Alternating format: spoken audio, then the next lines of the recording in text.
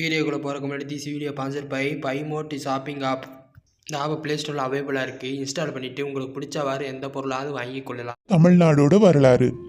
இப்போ இருக்கிற நம்ம தமிழ்நாடு வரலாற்று காலத்துக்கு முன்னாடி முதல் மக்கள் வாழும் உறைவிடமா இருந்திருக்கு. நம்ம தமிழ்நாட்டோட வரலாறும் நம்ம நாகரிகமும் தாங்க உலகத்திலேயே ரொம்ப பழமை வாய்ந்தது. முந்தைய பழங்காலத்துல இருந்து இப்ப வரைக்கும் நிறைய கலாச்சாரங்களை ஒன்று சேர்த்து இருந்துட்டு இருக்கு. நம்ம தமிழ்நாடு ஒரு குறிப்பிட்ட சில காலங்களை தவிர்த்து மற்ற காலகட்டங்கள்ல சுதந்திரமா யாரோட ஆக்கிரமிப்பும் இல்லாம இருந்திருக்கு. தமிழனின் பிறப்பிடமும் தமிழ் மொழியோட பிறப்பிடமும் குமரிக்கண்டம் தாங்க. அக்கண்டம் நீரில மூழ்கிடுச்சு. முச்சங்க வரலாற்றிலையும் சிலப்பதிகார உரைகள் மூலமாகவும் நம்ம இதை தெரிஞ்சுக்க முடியுது. இப்ப நம்ம குமரிக்கண்டம் அதை பத்தி பார்க்கலாம். அதை பத்தி சொல்லணும்னா பழந்தமிழ் நாடான குமரிக்கண்டம் மிக பெரிய அளவுல பரவி இருந்தது. ஆஸ்திரேலியாவையும் தென்னாப்பிரிக்காவையும் இந்தியாவையும் இணைச்சிருந்த பெரும் நிலப்பரப்பே குமரிக்கண்டம் இல்லைன்னா லெமோரியா கண்டம்னு சொன்னாங்க. குமரிக்கண்டத்தோட எல்லைகள் பார்த்தீங்கன்னா கிரேக்க நாடு, எகிப்து மற்றும் ஆப்பிரிக்கா, தென்னாப்பிரிக்கா, சீனா, பர்மா, மலேசியா, சிங்கப்பூர், தெற்கே நீண்ட மலைத்தொடர் இதெல்லாமே இந்த குமரிக்கண்டம் உள்ளடக்கி இருந்தது. இந்த மலைத்தொடர் ஆஸ்திரேலியாவில் இருந்து தொடங்கி தென்னாப்பிரிக்காவில் முடியுது. இந்த நாடுகளுக்கெல்லாம் மையத்துல இருந்த மிகப்பெரிய கண்டம் தான் குமரிக்கண்டம்.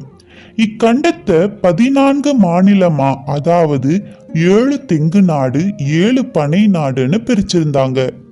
இந்த நாட்டுல வாழ்ந்தவன் தான் தமிழன், அதாவது நம்ம தான். அவன் கையாண்ட நாகரிகம் திராவிட நாகரிகம். அவனுடைய வரலாறும் நாகரிகமும் தான் உலகத்திலேயே முதன்மை வாய்ந்தது. தமிழர்கள் தமிழ்நாட்டில் இருந்து கடல் வழியாகவும் தரை மார்க்கமாகவும் உலகெங்கும் போய் குடியேற்றங்களை அமைச்சு தமிழ் மொழியையும் தமிழ் பண்பாட்டையும் தமிழ் கலாச்சாரத்தையும் பரப்பி இருக்காங்க. அப்படிங்கிறது தான் உண்மை. இதுக்கு சான்றா பினீசியர்களின் நாணயங்களும் கல்வெட்டுக்களும் உதவுது.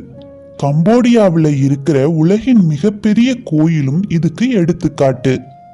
அதுக்கப்புறமா பண்டை காலத்துல 4 பேரரசுகள், அதாவது நம்மளுக்கே தெரியும் சேர, சோழ, பாண்டிய, பல்லவ பேரரசுகளே பண்டைய பேரரசுகளா இருந்திருக்கு.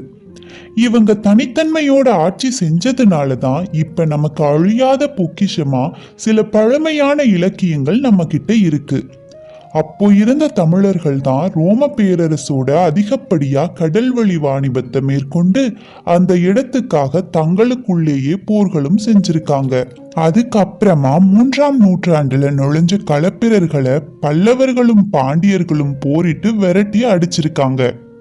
அப்போ வீழ்ந்திருந்த சோழர்கள் 9ஆம் நூற்றாண்டுல பல்லவர்களையும் பாண்டியர்களையும் தோற்கடிச்சு தங்களோட மாபெரும் ஆட்சியை விரிவுபடுத்தி இருக்காங்க. அப்போதான் வடமேற்கு பகுதியில இருந்த இஸ்லாமிய படைகளோட ஊடுருவல் காரணமா இந்தியாவில் ஏற்பட்ட அரசியல் மாற்றம் நம்ம தமிழ்நாட்டு வரலாற்றிலையும் குறிப்பிட்ட மாற்றத்தை ஏற்படுத்தி இருக்குது. அப்புறம் 14ஆம் நூற்றாண்டுல பண்டைய 3 பேரரசுகளின் வீழ்ச்சினால விஜயநகர பேரரசு ஒரு அங்கமாயிடுச்சு. அதுக்கு கீழே தெலுங்கு பேசும் நாயக்கர் ஆட்சியாளர்களாகி தமிழகத்தை ஆட்சி செஞ்சிருக்காங்க. அதுக்கப்புறமா 17ஆம் நூற்றாண்டுல மராத்தியர் வருகையினால வந்த ஐரோப்பிய வணிக நிறுவனங்கள் கடைசியா அவங்களுக்கு கீழே இங்க ஆட்சி செஞ்சவங்களை கொண்டு வந்திருக்காங்க. அதுக்கப்புறமா 18ஆம் நூற்றாண்டுல சென்னை மாகாணம் பல பகுதிகளை உள்ளடக்கி உருவாகி பிரித்தானிய கிழக்கிந்திய கம்பெனியால நேரடியா ஆட்சி செஞ்சு சுதந்திரத்துக்கு அப்புறமா மொழியியல் அடிப்படையில தமிழ்நாடு மாநிலம் உருவாக்கப்பட்டுச்சு. இப்படிதாங்க நம்ம தமிழ்நாடு மாநிலம் உருவாச்சு. இந்த வீடியோ பிடிச்சிருந்தா சப்ஸ்கிரைப் பண்ணுங்க, ஷேர் பண்ணுங்க, பெல் ஐக்கான் கிளிக் பண்ணுங்க. நன்றியுடன் உங்க தமிழ் குரல் தமிழச்சி கோமதி விஷ்ணு.